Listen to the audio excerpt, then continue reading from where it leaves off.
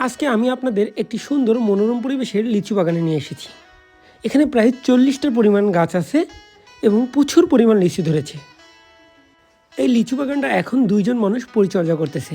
তাদের কাছ থেকে আমি জানতে পারলাম এই লিচুর বাগানটা অন্য এক মালিকের, এবং তারা ওই মালিকের কাছ থেকে যখন গাছগুলোতে ফুল ধরেছিল তখনই তারা কিনে নিয়েছে।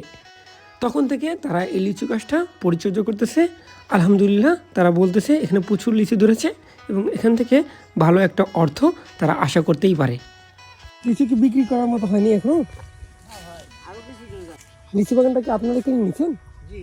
আচ্ছা, আপনাদের বাড়ি কোথায়? এগুলো পাকলে কি একসাথে সব বিক্রি করে দিবেন না আইসা নিয়ে যাবে? কিভাবে বিক্রি করেন এগুলো? হ্যাঁ,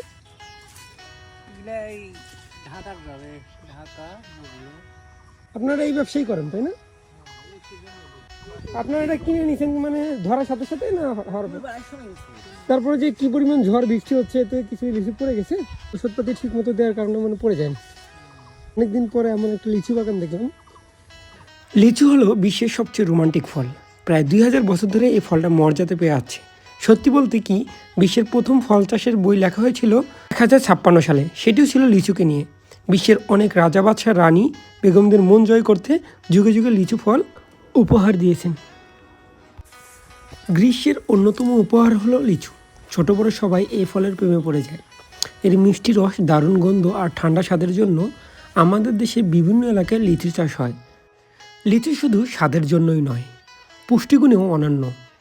এতে আছে ভিটামিন সি, অ্যান্টিঅক্সিডেন্ট ও অনেক স্বাস্থ্যকর উপাদান, যা শরীরকে ঠান্ডা রাখে এবং রোগ প্রতিরোধে সাহায্য করে। চলুন লিচু চাষিদের পাশে থাকি, দেশীয় ফলকে ভালোবাসি, লিচু খাই, দেশের কৃষককে বাঁচাই।